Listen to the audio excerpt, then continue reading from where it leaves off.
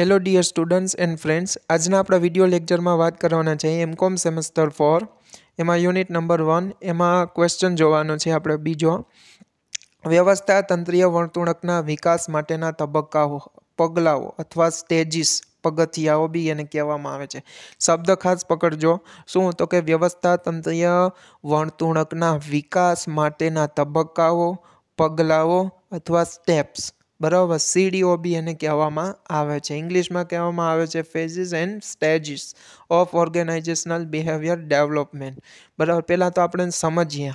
બરાબર. વ્યવસ્થા પહેલાં તો આવી રીતના તમારે એક ફોર્મેટ બનાવી લેવાનું ગ્રાફ સ્વરૂપે, આકૃતિ જેવું લાગવું જોઈએ. વ્યવસ્થા તંત્રીય વર્તણૂકના વિકાસ માટેના તબક્કાઓ અથવા પગલાઓ ફેઝિસ અથવા સ્ટેજીસ. એમાં ફર્સ્ટ આવે છે રચનાત્મક તબક્કો, ફોર્મેટિવ સ્ટેજીસ. આની ડિસ્ક્રિપ્શનમાં નીચે વિગતવાર સમજૂતી નીચે આપેલી છે, આપણે જોશું. પહેલાં તો આપણે સમજવાનો પ્રયત્ન કરીએ. રચનાત્મક તબક્કો. પછી આવે છે ધોરણસર તબદીલી ફેરફાર, નોર્મેટિવ સ્ટેજીસ. પછી થર્ડ આવે છે સમસ્યાઓ, ઇશ્યુઝ. પછી કાર્યનો તબક્કો, વર્ક રિલેટેડ સ્ટેજીસ. પછી સુધારણાનો તબક્કો, ઇમ્પ્રુવમેન્ટ સ્ટેજ. પછી છઠ્ઠું આવે છે પરિવર્તનશીલતાનો તબક્કો, ફેઝિસ ઓફ ધ વેરિયેબલ, પરિવર્તનશીલતા અથવા ફ્લેક્સિબલ બી લખી શકો, ફ્લેક્સિબિલિટી બી લખી શકો. પછી આવે છે અનુકૂલનશીલતાનો તબક્કો, ફેઝિસ ઓફ એડેપ્ટેબિલિટી. પછી આઠમું આવે છે ઇમરજન્સી, મીન્સ કે કટોકટી પ્રતિક્રિયા, ઇમરજન્સી એક્શન, તાત્કાલિક સમસ્યાઓ નિવારણ માટે શું તો કે પગલાં લેવા, એક્શન લેવા, પ્લાન. પછી નવમું આવે છે શીખવું અને વિકાસ, લર્નિંગ એન્ડ ડેવલપમેન્ટ. અને 10મું આવે છે લાસ્ટ ટકાઉ વૃદ્ધિ, સસ્ટેનેબલ ગ્રોથ. આ હતા કેના તો કે વ્યવસ્થા તંત્રીય વર્તણૂકના વિકાસ માટેના પગલાઓ પગથિયાઓ, ફેઝિસ, રચનાત્મક, પછી ધોરણસર, સમસ્યાઓ, કાર્યનો તબક્કો, સુધારણાનો તબક્કો, પરિવર્તનશીલતાનો તબક્કો, અનુકૂલનશીલતાનો તબક્કો, ઇમરજન્સી પ્રતિક્રિયા, શીખવું વિકાસ અને ટકાઉ વૃદ્ધિ. હવે આને આપણે વિગતવાર સમજીએ. પહેલો તબક્કો હતો રચનાત્મક તબક્કો, ફોર્મેટિવ સ્ટેજીસ. આ પ્રારંભિક તબક્કામાં વ્યવસ્થાઓ પોતાની મૂળભૂત માળખાઓનો અને મૂળભૂત ભૂમિકાઓ વિકસાવે છે જે માનવીમાં વર્તનની પ્રારંભિક રીતે પ્રભાવિત કરે છે. આ તબક્કામાં શું હોય તો કે વ્યવસ્થાઓ હોય, બરાબર, પોતાની મૂળભૂત માળખાઓ, પોતાના જે મુખ્ય અને મહત્વના માળખાઓ હોય, બરાબર, મૂળભૂત એટલે એ જરૂરી જ હોય એવા માળખાઓ અને મૂળભૂત ભૂમિકાઓ જે પોતાની ખૂબ જ જરૂરી ભૂમિકા ભજવવાની હોય, બરાબર, એ વિકસાવે છે, બરાબર, એનો વિકાસ કરે છે, વિકસાવે છે, જે માનવીમાં વર્તનની પ્રારંભિક રીતે પ્રભાવિત કરે છે. જે માનવીના વર્તનમાં શું પ્રારંભિક શરૂઆતથી શું તો કે માનવીના વર્તનને પ્રભાવિત કરી લે છે, રચના કરે, બરાબર. વ્યવસ્થા તંત્રીય વર્તણૂકની કેવી રીતના તો કે મૂળભૂત જે બાબતો થતી હોય, બરાબર, દરરોજની જે એક્ટિવિટી થતી હોય એમાં જે મૂળભૂત બાબતો હોય, બરાબર, જે મૂળભૂત માળખું હોય એમાં આ બાબતનો અમલવારી કરે છે, રચના કરે છે, જેથી કરીને શું તો કે માનવીના વર્તણૂકમાં પ્રારંભિક રીતે તે પ્રભાવિત થાય છે. પછી બીજું આવે છે ધોરણસર તબદીલી અથવા ફેરફાર, નોર્મેટિવ સ્ટેજીસ. વ્યવસ્થાઓ આ તબક્કામાં ધારા ધોરણસર ફેરફારો કરે છે અને નિયમો અને મૂલ્યોની સ્થાપના કરે છે, બરાબર. આ શબ્દ જોતા જ સમજાઈ જાય. ધોરણસર તબદીલી, ધોરણસર એટલે નીતિ નિયમ મુજબ ફેરફાર કરવો અથવા નિયમો અથવા નીતિઓ, બરાબર, અને મૂલ્યોની શું તો કે સ્થાપના કરવી. વ્યવસ્થાઓ પોતાના આ તબક્કામાં શું તો કે ધારા ધોરણસર ફેરફાર કરે, નીતિ નિયમ મુજબ શું તો કે ફેરફાર કરે છે અને નિયમો અને મૂલ્યોની સ્થાપના કરે છે, નિયમો બનાવે છે, મૂલ્યો બનાવે છે અને સ્થાપના કરે છે અને એની અમલવારી કરવાનું કામ કરે છે. પછી થર્ડ આવે છે સમસ્યાઓ, પ્રોબ્લેમ્સ, ઇશ્યુઝ, સમસ્યાઓ. આ તબક્કામાં સંઘર્ષ અને પ્રતિકારનો ઉદ્ભવ થાય છે, બરાબર, સંઘર્ષ અને પ્રતિકાર. કારણ કે વ્યવસ્થા તંત્રીય વર્તનમાં માનવી એક કેન્દ્ર સ્થાને છે અને માનવી એક સામાજિક પ્રાણી છે. આપણે જોઈએ, બરાબર, આગળ જોઈએ એમ લાક્ષણિકતામાં જોયું, બરાબર, માનવીય સંબંધ, બરાબર.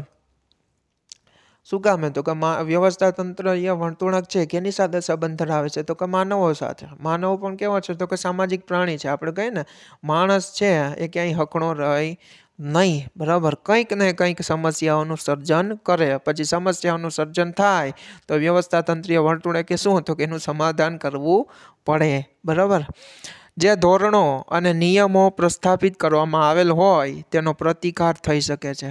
આપણે એમ કીધું હોય કે ભાઈ દરેક કર્મચારીઓએ, બરાબર, કોઈ બી એક વ્યવસ્થા છે, જેમ કે કોલેજ છે તો કોલેજની અંદર દરેક કર્મચારીઓએ 8 વાગે આવી જવું, બરાબર. કોલેજનો ટાઈમ હોય 8 થી 1નો, બરાબર. તો પ્રિન્સિપાલે કીધું હોય કે 8 થી 1, 8 વાગ્યા પહેલાં દરેક કર્મચારીઓએ ટીચિંગ નોન ટીચિંગ સ્ટાફે હાજર થઈ જવું, બરાબર. 2 દિવસ આ બાબતનો ચુસ્તપણે અમલ થાય. ત્રીજે દિવસે શું થાય તો કે અમુક એવો જડ માણસ હોય, બરાબર, એ કે આજે 8 વાગે નથી જવું, આજે 8:15 જવું, 8:30 જવું, બરાબર. નોન ટીચિંગમાંથી એક કોઈક એવો થાય કે આજે આપણે 8 વાગે નથી જવું, આપણે દરરોજ 2 દી થયા તો જાય, આજે રહેવા દો, બરાબર. એ ભાઈ 8:30 આવે, બરાબર. એની અસર 8:30 આવ્યો ને એ ટીચિંગ સ્ટાફમાં પડે. તમે આ 8:30 2 દિવસથી આવે છે, આને તમે કંઈ નથી કહેતા ને અમે આજે 8:30 આવ્યા, બરાબર, તો અમને ક્યાં કયો છો, બરાબર. એટલે આ શું તો કે એનો પ્રતિકાર, નિયમોનો જે આપણે પ્રસ્થાપિત કરેલા હોય નીતિ નિયમો, એનો પ્રતિકાર, ઇનકાર, બરાબર. પ્રતિકાર એટલે ઇનકાર થઈ શકે છે, બરાબર. અને ઇનકાર થાય એટલે સમસ્યાઓનું સર્જન થાય, બરાબર. એટલે માનવ છે એ ક્યાંય હખણો રહે નહીં, સામાજિક પ્રાણી છે માટે, બરાબર. પછી ચોથું આવે છે કાર્યનો તબક્કો. સમસ્યાનું સમાધાન કરી વ્યવસ્થાકીય ધ્યેયો અને કર્મચારીઓના ધ્યેયોને સિદ્ધ કરવાના એકીકૃત થઈને અસરકારક રીતે પોતાના કાર્ય કરે છે. કાર્યનો તબક્કો. આ કાર્યના તબક્કામાં શું હોય તો કે સમસ્યાઓનું સમાધાન થાય, બરાબર. અને વ્યવસ્થાતંત્રીય જે ધ્યેયો હોય અને કર્મચારીઓના પોતાના ધ્યેયો હોય, એ બંને ધ્યેયોનું શું તો કે એકીકૃત થાય છે. એટલે એક ઠેકાણે બેયના ધ્યેયો ભેગા થાય છે અને અસરકારક રીતે શું તો કે પોતાનું વર્ક કરતા હોય છે કાર્યના તબક્કામાં. કાર્યના તબક્કામાં શું તો કે મુખ્ય અને મહત્વનું કાર્ય કરવું. કાર્ય કેને અનુરૂપ તો કે વ્યક્તિઓ પોતાના ધ્યેયોને અનુરૂપ, અને બીજું શું તો કે વ્યવસ્થાતંત્રીય વર્તનના ધ્યેયોને અનુરૂપ, બંનેનું એકીકૃત થઈને કાર્ય કરતા હોય. પછી 5મો આવે છે સુધારણાનો તબક્કો, ઇમ્પ્રુવમેન્ટ સ્ટેજીસ.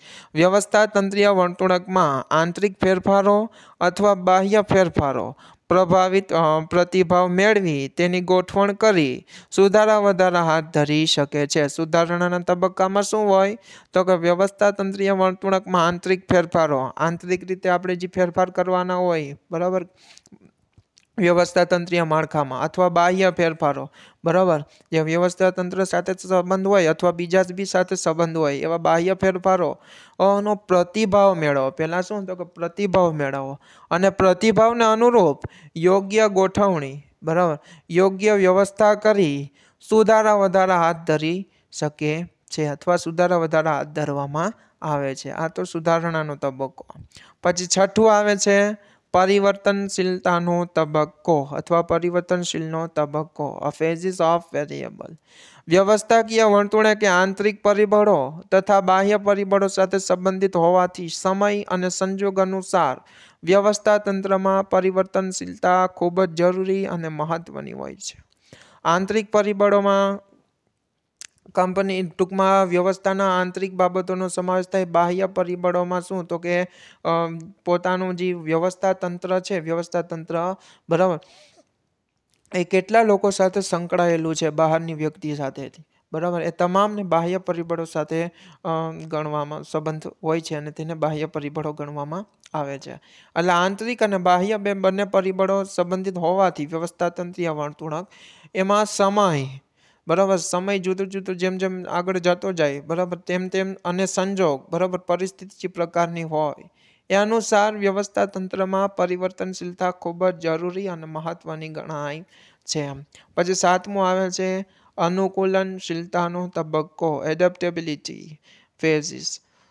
સફળ વ્યવસ્થાતંત્રીય વર્તણૂક પરિવર્તનશીલતાનો સ્વીકાર કરે છે. કોઈ બી સફળતા મેળવવી હોય, બરાબર, જીવનમાં તથા વ્યવસ્થાતંત્રીય વર્તણૂકમાં સફળતા મેળવવી હોય તો પરિવર્તનશીલતા ખૂબ જ જરૂરી છે. સમય, સ્થળ અને સંજોગ અનુસાર જે પરિવર્તન કરવા જરૂરી હોય એ પરિવર્તન તમે કરો તો તમે આગળ વધી શકો અને સફળ થાવ.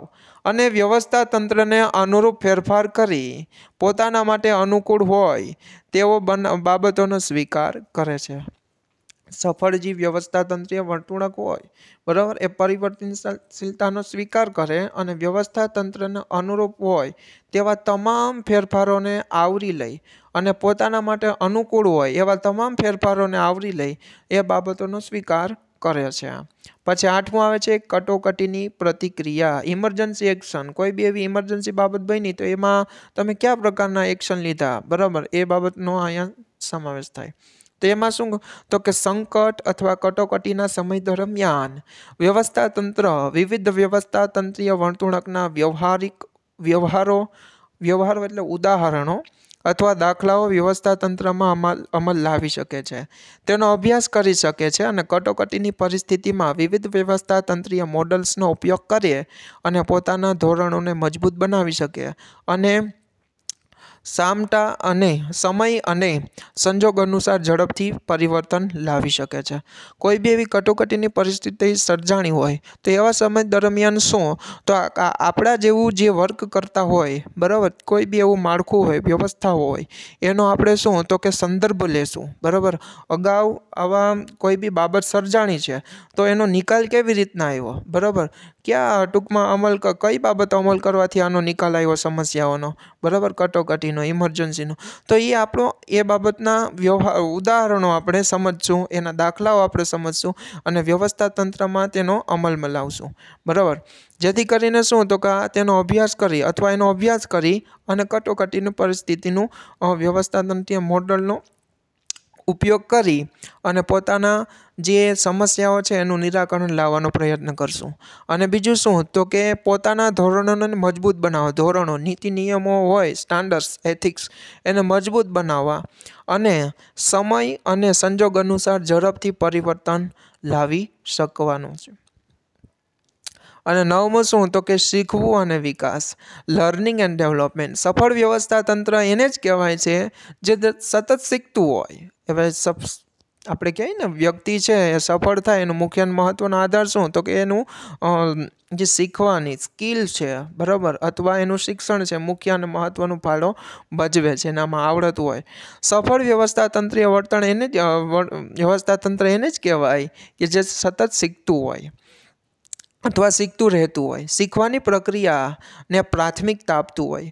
શીખવાની પ્રક્રિયા અને પ્રવૃત્તિથી વ્યવસ્થાતંત્રને વિવિધ નાણાકીય તથા બિન નાણાકીય પ્રોત્સાહન અથવા લાભો મેળવી શકે છે. પરિણામે વ્યવસ્થાતંત્રનો વિકાસ અને વૃદ્ધિ શક્ય બને છે બરાબર. સફળ જે વ્યવસ્થાતંત્ર હોય સતત ને સતત શું તો કે શીખતું જ રહેતું હોય બરાબર અને શીખવાની જે પ્રોસેસ હોય લર્નિંગ એને શું તો કે પ્રાયોરિટી આપતું હોય અને શીખવાની પ્રક્રિયા અને પ્રવૃત્તિથી વ્યવસ્થાતંત્રને વિવિધ નાણાકીય તથા બિન નાણાકીય લાભો મળતા હોય. એટલે જ આપણે દરેક કંપનીઓમાં બરાબર બિઝનેસ ધંધાકીય જે બાબતો હોય સંકળાયેલી બરાબર દરેકમાં શું તો કે રિસર્ચ એન્ડ ડેવલપમેન્ટ સેલ્સ હોય છે. એ શું તો કે સતત રિસર્ચ કરવાનું જ કામ કરે, શીખવાનું જ કામ કરે અને પોતાના બિઝનેસને ભવિષ્યમાં આગળ કેવી રીતના લઈ જઈ શકાય એ બાબતનું અગાઉથી પ્રી પ્લાનિંગ કરતું હોય. જેથી કરીને શું તો કે કંપનીના આર્થિક તથા બિન આર્થિક નાણાકીય અથવા બિન નાણાકીય લાભ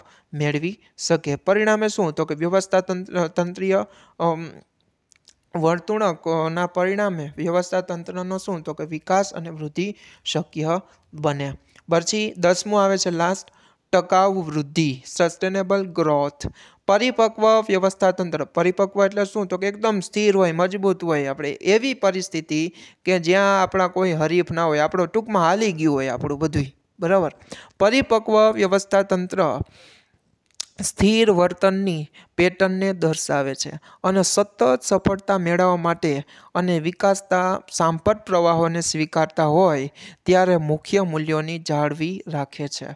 પરિપક્વ જે વ્યવસ્થા હોય બરાબર એકદમ મેચ્યોર બરાબર એવી પરિસ્થિતિની અંદર શું તો કે સતત સફળતા મેળવવા માટે વિકસતા સાંપ્રત પ્રવાહો બરાબર અત્યારના વર્તમાનમાં કઈ બાબતો ટૂંકમાં આપણને અસર કરે છે બરાબર એનું સતત ને સતત શું તો કે મૂલ્યાંકન કરતા હોય. આ બધાય પરિબળો છે બાબતોને શું તો કે આવરી લેતા હોય ને સ્વીકારતા હોય અને પોતાના જે મૂલ્યો હોય બરાબર વેલ્યુઝ એના ઉપર શું તો કે સતત જાળવી રાખતા હોય, જેથી કરીને શું તો કે પોતે બિઝનેસનું અને વ્યવસ્થા તંત્રનું શું તો કે ટકાઉ વૃદ્ધિ સસ્ટેનેબલ ગ્રોથ જાળવી શકે, બરાબર, કરી શકે.